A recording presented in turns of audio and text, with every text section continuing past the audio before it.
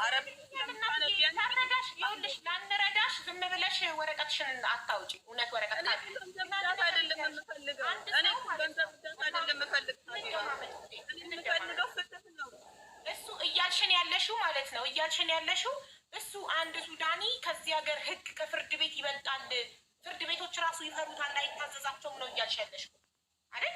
ይሄንን ነው እያልሽ ያለሽው። ጎን ኢማራቲ የፓርላማ አባል የሆነ የኢማራቲ የቀደም ትንሽ የቢዝነስ ከፍተሽ አልሰራሽበትም፣ ዝም ብለሽ አጠፋሽው። ስለዚህ እስከ መቼ ነው በሰው በኋላ ተመልሶ መጥቶ እርዳታ ሊጠይቅ እኮ አይደለም። እንደዛ ከሆነም እኮ እኛ የምንረዳው ሰዎች እናልቃለን። እኛንስ ማን ይረዳናል? አሁን እየጠየኩኝ ያለሁት መካከራለን። ከላይፍ ከወጣ በኋላ አትደውሉብኝ ይላሉ። ስልኬን ማን እንደሚሰጥብኝ አላውቅም። ትናንትና ኑኑን እያስጠናው እያለ ደውላብኝ፣ አንቺ ገና ጠዋት እንደገባው ላይፍ ጥሩልኝ፣ እሷን ጥሩልኝ ትናገር፣ እዚህ ጋር ችግሯን ያልኩት አንደኛ ግዴታችን አይደለም። በዚህ አጋጣሚ እርዳታ ብላችሁ የምትመጡ እዚህ ጋር ስም ለማንሳት የምትመጡ ግዴታችን አይደለም። ይቺ ልጅ ባሏ ከሱዳናዊ ነው ተጣልታ ልጆቼ ኤሲ የላቸውም የምበለው የለኝም ገንዘብ አጥቻለሁ ስትል ሰብስበን ገንዘብ አይዲን አሰራን። ምግብ የምትፈልገውን አደባባይ ህዝብ ባለበት ዲፍን ህዝብ ባለበት ሰዓት በአደባባይ ማስክ አላወልቅም ያለች ልጅ ዛሬ ከሳሽ ሆና ከመጣች አቢባዬ በጣም ያማል። እርዳታ ማለት ትርፉ ይሄ ነው። ይቺ ልጅ አውጥቶ የወለደች ለልጅ አውጥቶ የጣላት እኛ ደግሞ ዜጋችንን ብለን ስላነሳን ዛሬ ምላሻችን ይሄ ነው ወይ? እኔ በዚህ አጋጣሚ ልጅቷ አልተረዳው ማለች ስባል ነው እንጂ ዘልዬ የመጣሁት በሌላ አንግል አልመጣም። ልጅቷ ግን መረዳቷን የመረጃ ቪዲዮ አለኝ፣ ሪከርድ የተደረገ ሪከርድ አለ። ለምን ዛሬ ልትከስ እንደምትችል የሴቶች መብት የሴቶች ጉዳይ ምናምን በኢትዮጵያ 600,000 እና የተሰበሰበልኝ $5,000 ነው። $5,000 አልሰጡኝም። 600,000 ሰጥተውኛል። እሺ ወጥተሽ ግቢ እንደገና ደብቆሻል ኔትወርክ ይስማሚ ካምቤት ሚሄድ የኢትዮጵያ 600,000 በ20,000 ድርሃም ቀይረው ሰጥተውኛል። 12,000 ለኢቃማ የተከፈለ ኢቃማ ተሰራልኝ። 9,000 ደግሞ 8,000 ደግሞ በቃ አጠፋሁትኝ። ግን $5,000 ክደውኛል ነው ያለችው እንጂ አልተረዳውም አላለችም። ኧረ እንኳን ብንክድሽ አቢባዬ ብንክድሽ ራሱ እንኳን ካርንሽ ነድ ሳራ ጋር ሄዳ ኤርሚ ሀበሻ ሄዳ እንዲህ አይነት ሁኔታ ላይ ነው ያለችው እቺ እህት እና እባክሽን እርጃት ብላ ስለ እኔ ያለውን ነገር ስትነግራት ሰውየው እኔ ይህንን ነገር ሰምቻለሁኝ። ሰውየው በጣም መጥፎ ሰው ነው፣ እጁ ረጅም ነው። ስለዚህ እኔ በዚህ ጉዳይ ላይ መግባት አልፈልግም። ሳራ እነሱ ሳራ የኛን ሳይሆን ሳራ ማሚ ጋር ነው ገብታ ነበር ያሉት። ኖ ሳራ ጋር አይደለም። እኔ ይህንን መልስ ካገኘሁኝ በኋላ አንዲት ኩዌት ያለች ሀረግ ክዊን ሀረግ በሚል የቲክቶክ አካውንት የምትጠቀም እህት ሀረግ የምትባል እዚህ ያለች አሁን ሳራን ጠየቁልኝ የምልሽ እህቶች እሷን ሳራ ማሚ ነው። ሳራ የኛን ሳራ ዩኤኢ እዚህ ሀገር ያለችዋን ሳይሆን ሳራ የምትባል ማሚ ሳራ ኤቭሪቲንግ ኢትዮጵያ ማሚ ብለው የሚጠሯት እናት ቤት ታሪኳን ተናግራ ተረድታለች እያሉኝ ነው። አይደለም ሀረግ ቤት እርዳታ እንዲሰበሰብልኝ ተደረገ። እርዳታ ተሰበሰበልኝ። በእሷ ቤት ዘማሪ ቸርነት ባልሳሳት የሚባል የኦርቶዶክስ ዘማሪ ቤት፣ ሌላ አንድ ንጉስ የሚባል ሌላ አንድ ሰው ቤት፣ እነዚህ ሁለት ሰዎች ቤት እና ሌላ አንድ ስሟን የማላስታውስ እህት ቤት፣ 3 ሰዎች ቤት ከእሷ ጋር ግቡ ተብሎ ተገብቶ ተሰብስቧል። በመጨረሻ ግን አሁን ሰሞኑ ስትነጋገሩበት የነበረበት አይነት ሁኔታ በእርዳታው ላይ ስለተፈጠረ እርዳታው ሳይቀጥል ሳይጠናቀቅ በመካከል እንዲቋረጥ አድርገው ስለተፈጠረ ማለት ሰዎቹ በአንቺ ስም ብር ሰብስበው አልሰጡሽም። ይሄንን ነው እያልሽ ያለሽው እናንተ ስታወሩ እንደነበረው አይነት ነገር ስለተፈጠረ ያልሽው። ያ ማለት እነሱ አሰባስበውልሽ ግን አልሰጡሽም ኖ ሰጥተውኛል። የተፈጠረው ነገር ግን ምንድነው? ገንዘቡ ሲሰባሰብ የነበረው ገንዘብ በእነሱ አካውንት ነበር ሲገባ የነበረው። በሰዓቱ እኔ ኢማራት አካውንቴ ፍሮዝ ተደርጎ ነበረ። አካውንት የለኝም ኢማራት ላይ። አካውንት ሲጠይቁ እኔ የኢማራትን አካውንት የጠየቁ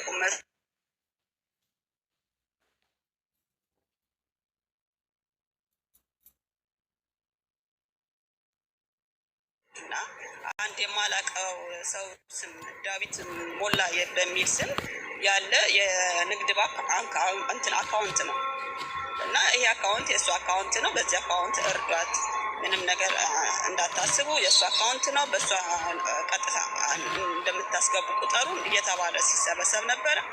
እኔ በወቅቱ መረዳትና ልጆችን ከራማዳን ስለምፈልግ እምነትም ደግሞ ከእግዚአብሔር በታች ስለጣልኩባቸው ምንም ቅሬታ አልነበረኝም። ገንዘቡ ተሰበሰበ። ከዛ ገንዘቡ ተሰብስቦ $10,000 ነው ታርጌት አድርገው የተጀመረው። $10,000 ነው የምንሰበስብልሽ ብለው የተጀመረው። ልክ $5,000 እንደተሰበሰበ ለተከታታይ 5-6 ቀን $5,000 ሰብስበናል እያለች ነበር የምትናገረው። እና ይቺ ያገናኘች ልጅ እንዴት ነው ሰው እየገባ እየሰጠ ነው በተከታታይ 4-5 ቀን እና እንዴት ነው ገንዘቡ የማይጨምረው? እንደዚህ እያለች ነው ሰሞኑን በተከታታይ የምትለው። እና ይሄን ነገር በእኔ ስለሆነ እንድትረጅ ያደረኩት ነገ እኔ መወቀስ ስለማልፈልግ ይሄን ነገር እጠይቃታለሁኝ ብላ ስትል አይ እኔ በሰዓቱ ብዙ እርስ በርስ የሚከራከሩት ነገር የሚጨቃጨቁት ነገር ስለነበረ በእኔ ምክንያት ምንም አይነት ጸብ እንዲነሳ ስለማልፈልግ ነው እኔ ዝም ያልኩት። እኔ ተረጂ ነኝ፣ የሰጣችሁኝን መቀበል ነው ያለብኝ እንጂ ይሄ የኔም ጥያቄ ነው፣ ያንቺ ብቻ አይደለም። ግን ስትጠይቂያት በተረጋጋ ሁኔታ ጠይቂያት። እኔም ትላንትና ሲሰበሰብ የነበረውን ወረቀት ላይ እንደውም ስጽፍ ነበረ። እውነትሽ ነው ጽፈሻል አለችኝ። አዎ እየጻፍኩኝ ነበረ። ጥሩ በቃ እንደዛ ከሆነ ላኪልኝ እና እኔ ማታ ላይፍ ስትገባ ጠይቃታለሁኝ አለች። ኦኬ አልኳት። ከዛ ልክ ያንን ነገር ስትጠየቅ በቃ በጣም ተቆጣች። እንዴት ትጽፋለች የሚሰበሰበውን? እንዴት ምን ያክል ሰበሰብሽ ተብዬ እጠየቃለሁኝ። ከአሁን በኋላ እንደውም አልሰበስብም። ነገ ጀምሮ እርዳታውን የኔ ጥያቄ ሙሉ ብሩ የተሰበሰበልሽ ብር ሙሉ ብር ተሰጥቶሻል አልተሰጠሽም ነው? በአጭሩ ተሰጥቶኛል ወይም አልተሰጠኝም? እዛ ጋር የተቋረጠበት ቦታ ጋር የሰበሰብነው 600,000 የኢትዮጵያ ብር ነው። ያንን ለወረቀት ማሰሪያ ወረቀቱን ስታሰሪ የከፈልሽበትን ደረሰኝ እያሳየሽን እንሰጥሻለን አሉ። እኔ የምበላው የለኝም። የተሰበሰበልሽ ወረቀት የኢትዮጵያ ሺህ ብር ነው። የተሰጠሽ ስንት ነው? ባጭሩ 20,000 የኢማራት ድርሃም በድርሃም ቀይረን 20,000 ድርሃም ነው የሚመጣው። ወረቀትሽ ተሰርቶ የተረፈ 9,200 ድርሃም ነው ብለው ካሽ 902,000 ድርሃም በእጄ ሰጥተውኛል። ወረቀቱን ደግሞ ሳሰራ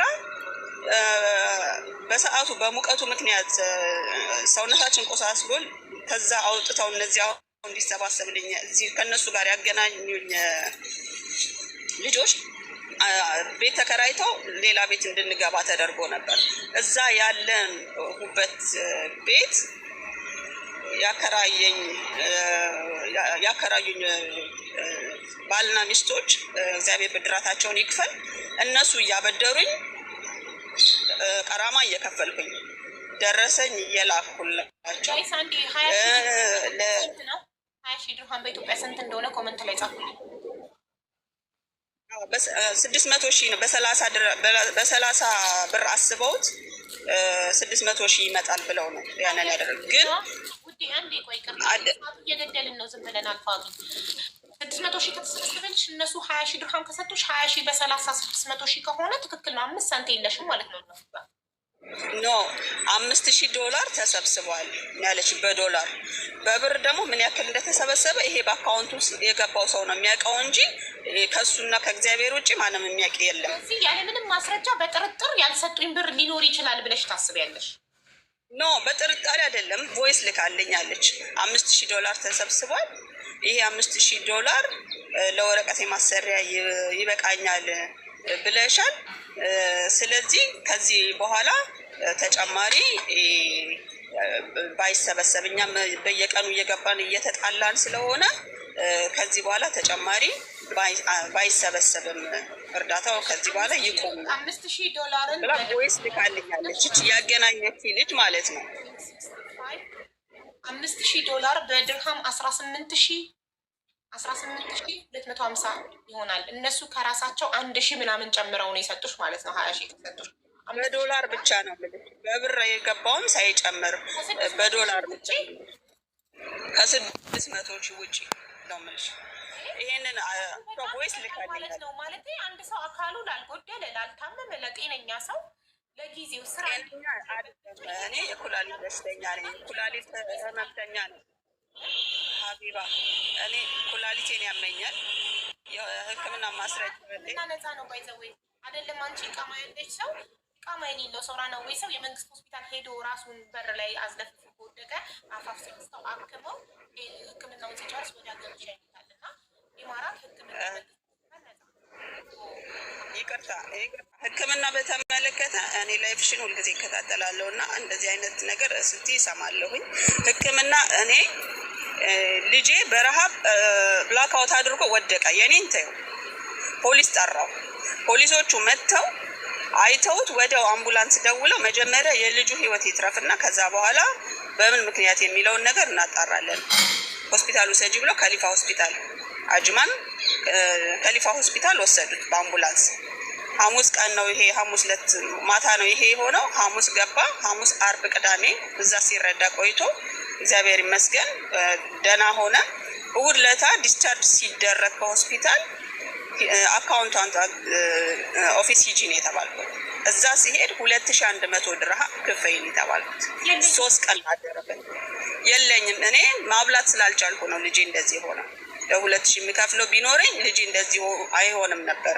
አልከፍልም ብዬ ስል ሌላ ብዙ ነገር እንደገና ተመልሶ ጣቢያ ተደውሎ እነሱ ለበላይ አካል ደውለው ምናምን መጨረሻ ላይ ፓስፖርቷን ኮፒ አድርጋ ታስቀምጥና ትውጣ። ከዚህ በኋላ ግን ይሄ ፋሚሊ እዚህ ሆስፒታል ምንም አይነት ትሪትመንት እንዳይደረግለት ገንዘብ ውሸት ነው። አውቀው ነው ሲያስፈራሩሽ ነው እንደዛ ሚሽ። ድጋሚም ቢያምሽ ድጋሚም ትሄጃለሽ፣ ድጋሚም እንደዚህ ፓስፖርት ኮፒሽን ሰጥተሽ ትወጫለሽ። ምንም አይመጣም። እኛ አረብ ሀገር በደንብ አውቀዋለሁ።